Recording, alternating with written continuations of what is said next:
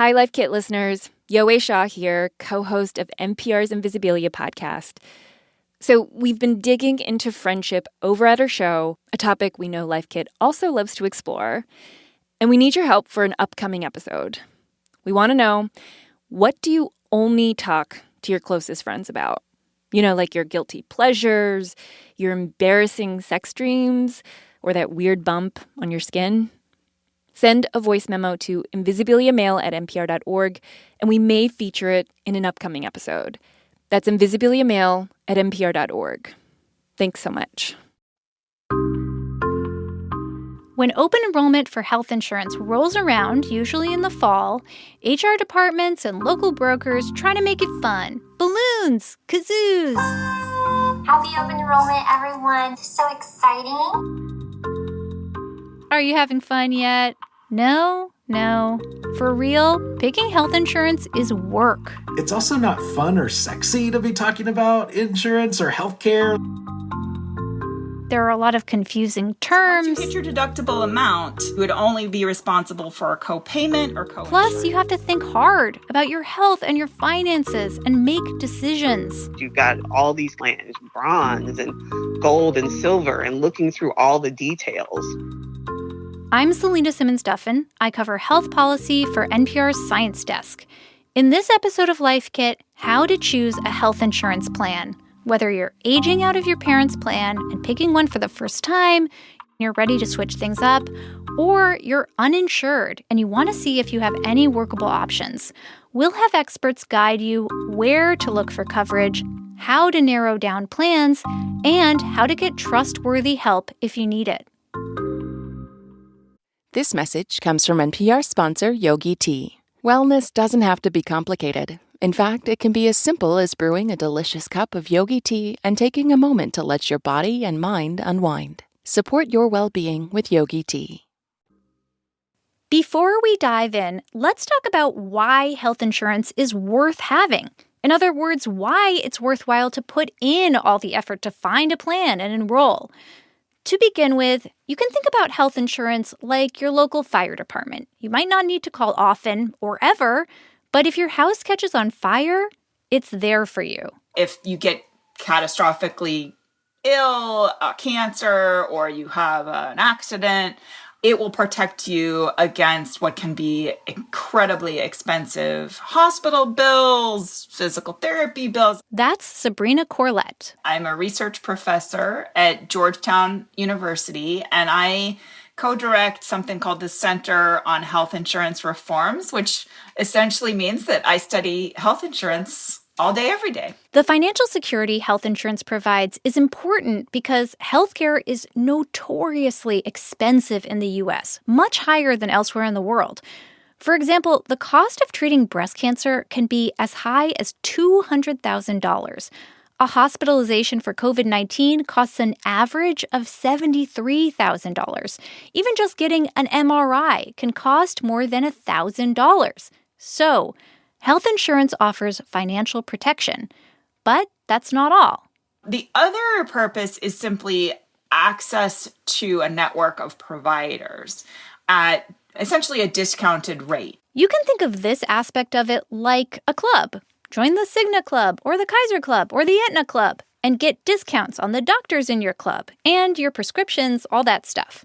Health insurance does some other things for you too, like covering preventive services for free so you can keep yourself healthy with well checkups and cancer screenings. A lot of people in the U.S. don't have health insurance, about 28 million people. Certainly for many of them, it's because there are no affordable options. But if you're uninsured, it's important to know that almost half of the uninsured qualify for free or low-cost plans. Sometimes people don't know these programs exist or how to sign up. That's what this episode is here for. The first thing I tell people is do not Google, I want health insurance. Don't do it. Instead, I'm going to tell you where to start searching for options. Here is the first takeaway. Know where to go. It's not obvious, and it varies depending on your age and job and financial situation. So let's walk through the basic places you can find insurance. In this country, it is a truly wacky patchwork quilt of options. First, we're going to talk about the public insurance options you might have access to. If you're 65 or older, you can sign up for Medicare. It's a federally run program. The government pays for your health care. There are some caveats here about what Medicare doesn't cover. Some people buy extra plans to cover extra things. You can find lots of info at medicare.gov. Medicaid is the health insurance program for people who are low income. It covers a lot of people, 80 million Americans. Medicaid is run by the state you live in and funded by both the federal and state governments. The details of whether you're eligible depends on where you live. Then there are the private health insurance options. The vast majority of us get our coverage through our employer if we are under the age of 65. You might have a choice of one insurance company or multiple, and the employer typically will cover between 70 and 90% of your premium costs, which is pretty nice. If your job offers health coverage, your HR or benefits department should walk you through how to explore and select your options. It might be something like an online benefits portal. If you don't qualify for any of these, there is another option. Starting in 2014, we have something called Obamacare, or the Affordable Care Act marketplaces. And I sort of sometimes think of that market as the market of last resort. Your employer doesn't offer you any coverage. You're not eligible for Medicare because you're not old enough. You're not poor enough for Medicaid.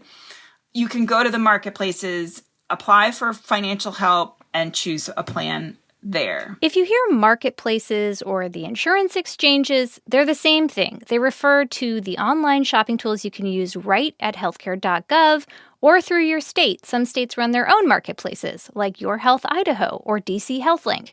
If you live in one of these states, not to fear, healthcare.gov will still get you there. Healthcare.gov will also tell you if you qualify for Medicaid and help you figure out how to enroll in your state. It's important to know about all these programs before you start to look for health insurance because it can be scary out there on the internet. Remember how we told you not to use your favorite search engine when you're shopping for health insurance? Sherry Moore made that mistake. She's a retiree in Tampa, Florida, and she filled out an online interest form with her contact information to allow health insurance brokers to contact her. The first day I did it, I got like 20 phone calls. Back to back to back. And everybody told me the same thing. I mean, we've got great rates. I'm like, you know what? I just want to look at it. I want to think about it. She was still getting calls 5 months later. You have to be super careful about this, not just because getting tons of phone calls is annoying, but also because some of the health insurance plans people might be trying to sell you are short-term or skinny plans. They might seem very appealing because they're cheap, but they also might not cover some basic things like prescription drugs and annual checkups, which a lot of experts warn make them not a very good deal. So, as Sabrina Corlett says, don't Google it. Avoid those flashing online ads and interest forms. Just go straight to healthcare.gov. No matter what state you live in, you can go through that portal. If you're scrambling for a pen and paper at this point, don't worry. A written version of this episode is at npr.org/lifekit with all the links you need. Now, presumably, you're in the right place. You're starting to weigh your options. How hard this is gonna vary a lot. Maybe you're picking from one or two options through work. Ask your coworkers what they like. Call it a day. On the other hand, if you're shopping in the Affordable Care Act marketplaces... Here in Texas, in our market area that we help serve clients in, we had 76 plans to review with clients. Yikes! That's a lot of plans. That is Aaron De La O, by the way. He is the director of health initiatives with an organization called Foundation Communities in Austin. He says even with dozens of options, you can narrow it down with some basics, which brings us to the second takeaway. Use what's predictable about your health to guide you. We'll talk you through a quick decision flow chart that will help you come up with a ballpark guess of how much healthcare you might use in the year ahead. Aaron De La O says, start with this question. Do you want insurance for that catastrophic event that might happen? Or do you know you have a health issue now that you're going to need ongoing care for? If you're pretty healthy but you want that protection, if, heaven forbid, you get a bad injury or a serious diagnosis, that might steer you towards more basic plans. If you have ongoing health needs you know you'll need coverage for, those can be really useful for narrowing your options down. Erin says think about the prescription drugs you know you'll be taking, the doctors you want to be able to see, and the hospital you'd like to go to if you need it. If there's a plan that doesn't have your provider or your medications in network, those can be eliminated, because if you really want to stick with your provider and you know you're going to need these prescriptions ongoing, let's find a plan that's going to cover those. Sometimes you can put this info in while you search online to filter out the plans that won't work for you. When in doubt, call the insurance company and ask, is my provider in network for this plan? Is my medicine on the plan's formulary? That's the list of medications an insurance plan will cover. One thing to note, Sabrina Corlett says, is that some plans have more flexibility when it comes to covering things out of network than others. You may have a choice between what's called an HMO or a PPO. And without getting too wonky, an HMO is typically a plan that doesn't let you see out-of-network providers, or you can, but you're paying 100%. But a PPO will give you a lot broader choice of providers. It might be a little bit more expensive to see an out-of-network provider, but they'll still cover some of that cost. You can think about it like this. HMOs, or health maintenance organizations, have pretty closed networks of providers. If you see those providers, you're good. If you see an allergist your friend recommended who's not in that network, your costs are all on you. PPOs, preferred provider organizations, are a bit more flexy. They also have a network of providers, but you can see that allergist and your plan will still chip in. All right, you've done your best to look in a health crystal ball to start zeroing in on a plan. Next, we're going to talk about the cost side of things. The third takeaway is learn your health insurance vocab. We're going to walk you through what all those jargony cost terms mean and how to use them to find a plan that's in your budget. I know it's hard to navigate what a copay is, what's my cost sharing, what's my deductible, what's my max out of pocket. Let's start with the simplest one. The premium is the amount you pay every month, like your cable subscription or any other bill. Pretty straightforward. Then things get tricky with something called cost sharing. This is your share of the cost for your healthcare. You pay these costs on top of your monthly premium whenever you use healthcare services like going to the doctor or picking up a prescription, anything like that. One piece of this is your deductible. Deductible is an amount of money that your insurance will not cover until you spend a certain threshold of expenses in healthcare. So if you have a $5,000 deductible, that means you'll be covering the first $5,000 of your healthcare expenses for the year before your insurance starts covering it. At the beginning of every year, your deductible resets to zero. If you don't use a lot of healthcare in a given year, you might not even get close to paying your full deductible. If you do use a lot of healthcare, the first few appointments and prescriptions you pick up early in the year might seem extra expensive because you haven't hit your deductible yet. Your insurance is kicking back, and when you hit that magic number, it'll sit up and start kicking in. After that, you do still have some costs when you go to the doctor in the form of a copay or co-insurance. A copayment is a flat dollar amount that you would pay for, say, a doctor's visit. And then you have something called coinsurance. That is a percentage of the total cost that you pay. All of this cost sharing does have a limit, though. If you use a lot of health insurance, you might hit your max out of pocket. And that is the most you'll ever have to pay this year for your health care.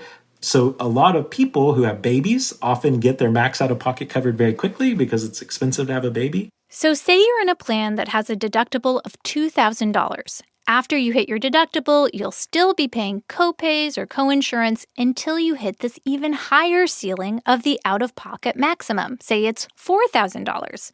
After that, no copays, no coinsurance. Your insurance will pay 100% of the cost of all covered health services for the rest of the year. Here's one way of thinking about these costs that might be helpful. Insurance companies use these costs kind of like dials. A basic plan might dial back the monthly premium so it's not too much every month, but then have a high deductible. If you chose that, you'd be making a bet that you wouldn't need to use a lot of healthcare in the coming year. If a plan dials up the premium, so you're forking over quite a bit every month, you'll likely have much lower other costs like deductibles and coinsurance. If you're shopping on healthcare.gov, there's a shorthand for these different levels of plans, and that is the metal categories. Bronze is the most basic plan, silver's a bit better than gold, and the top line plans are platinum. It also has this handy tool that shows the estimated yearly cost, taking all of these various costs into account and giving you a ballpark of what your overall health insurance costs might be in the year. Some other search tools might have this as well. It's pretty useful, so you don't have to do as much math in your head. Okay, once you know what all these terms mean, then you'll need to roll up your sleeves for takeaway number 4. Think about your budget. What can you manage to pay for your health plan? Which plans are available and affordable to you might vary a lot depending on where you live, your income, and who's in your household. With the pandemic, Congress passed new temporary funding to make premiums more affordable and cover more out-of-pocket costs for people. You may qualify for those subsidies depending on your income. The Biden White House says 4 out of 5 enrollees qualify for plans with premiums of $10 or less per month. Now, the income the plan is asking about isn't what your income was this past year. You're looking forward at what your income will be next year. Thinking about, are you eligible for a promotion that you think you're going to get? Are you working in a temporary position now and you don't think that's going to continue into the new year? What will your income look like? This can be very hard to do. Liz McLemore struggled with it when she was shopping for insurance for the first time outside of a job. She lives in Inglewood, California, and she was laid off from her digital marketing job in the early days of the coronavirus pandemic. At the time, she had unemployment insurance coming in, but she had no idea how to try to predict the future, to know what her income would be and what health coverage she would need. The fact that your insurance is tied to your job, and through no fault of your own, when you lose that job, you lose something that's really important. And the whole system is so convoluted and really expensive at a time when you don't have money coming in. She did eventually get a plan. She had been paying about $60 for her employer-sponsored plan. Of course, the full premium was more than that. It was just mostly covered by her company. The new plan she bought on her own cost her more than $300 a month. With this one, my prescription cost is a little bit higher. My copay to visit is actually like 3 times as high. The deductible is different. So it's not quite the same thing for more money, but it's better than nothing. Seriously, finding a good plan can be tough. Liz did it on her own, but maybe even after all this great information, your eyes are still glazed over and you feel completely overwhelmed. Well, if you're shopping for a plan in the Affordable Care Act marketplaces, I have good news. The 5th takeaway, take advantage of free, impartial, professional help. Again, don't Google or click on ads to find it. Actually, head back over to healthcare.gov and click on Find Local Help. You can put in your zip code and look for an assister, sometimes also called a navigator. Erin De La O is one of these.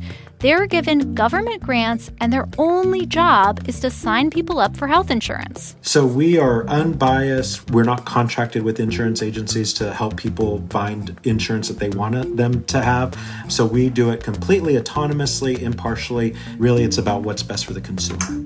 A lot of people have benefited from reaching out to a navigator.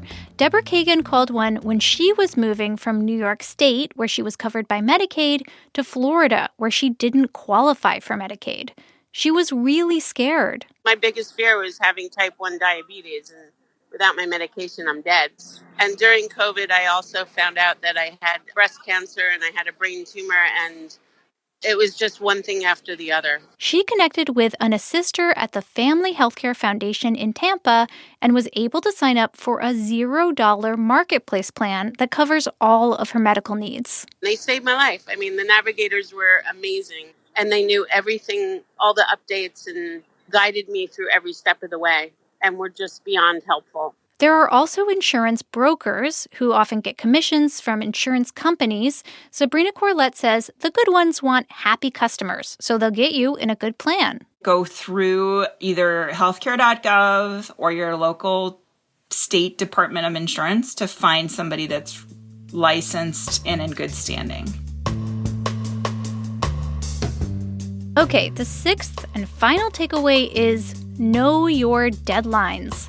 This year has been kind of a strange one when it comes to enrollment. The Biden administration opened a special enrollment period from February to August because of the pandemic. Usually, you only get a few weeks in the fall to sign up. In 2021, the sign-up period starts November 1st and runs until January 15th. Open enrollment at your work and Medicare are going to be different, although they're usually in the fall as well. For Medicaid, you can enroll at any time. Erin De La O says even if you've already got an insurance plan that seems fine and it's tempting to just let it automatically renew, look and see, are you eligible for additional subsidies to lower the cost of your monthly premium? Is there a plan that is with those increased subsidies that you can now get a silver plan as opposed to a bronze plan, which lowers your deductible, which lowers your co-payment? like an annual health insurance checkup. He says give yourself a few hours to get it done, especially if you really want to weigh different options and call your doctors to double check they would take a new plan. His team aims to get people in and out, enrolled in a plan in an hour and a half. The sisters like Erin actually work year-round because if you have what's called a qualifying life event, you get your own personal enrollment period. That can come at any time of the year. Say you have a major change in income, or you have a baby, or, death in the family. Any of those things, you can report that change and they will do a reassessment of your situation. For everyone else, don't miss the annual open enrollment period, your window of opportunity to get enrolled in a new plan. It can be a new seasonal fall favorite, right after Halloween and before Thanksgiving. Okay, not gonna lie, that was a lot of information, so let's recap our takeaways on how to pick a health insurance plan. Takeaway number 1. Know where to go to look for your plans. It might be a benefits portal through your job, it might be healthcare.gov or Medicare. Don't Google, I need health insurance. Takeaway number 2, use what you know about your health to guide you. Think about any potential big health items in the coming year and use your favorite doctors and usual prescriptions to narrow your choices down to plans that cover those key things. Takeaway number 3, learn what all those tricky cost terms mean, like deductible and coinsurance. Takeaway number 4, look at your monthly budget alongside your health needs to figure out what plan suits you best.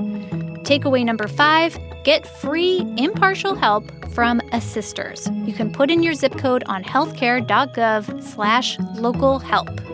And takeaway number 6, know your deadlines. There are usually only a few weeks a year to pick a plan, so make sure you get it done in that window.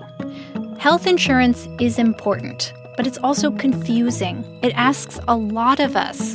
Hang in there, find people to help, and make sure you get covered.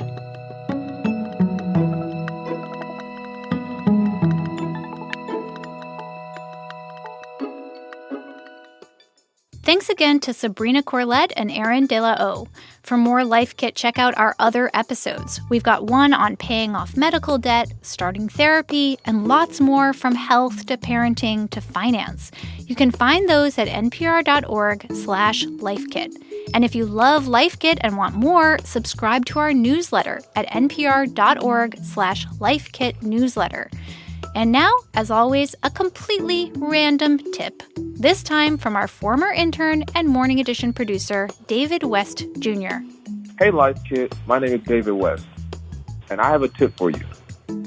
Do not throw away your old dry cleaning recycling, because what you want to do is when you're traveling, you want to use that old dry cleaning material, poke holes to the top of it.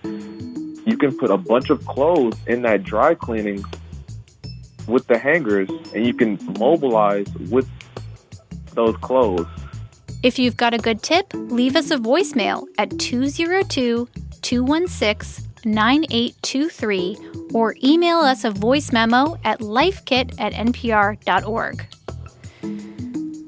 This episode of Life Kit was produced by Janet Ujung Lee. Megan Kane is our managing producer. Beth Donovan is our senior editor. Our production team also includes Audrey Wynn, Andy Tagle, and Claire Marie Schneider. Our digital editors are Beck Harlan and Wynn Davis. I'm Selena Simmons-Duffin. Thanks for listening.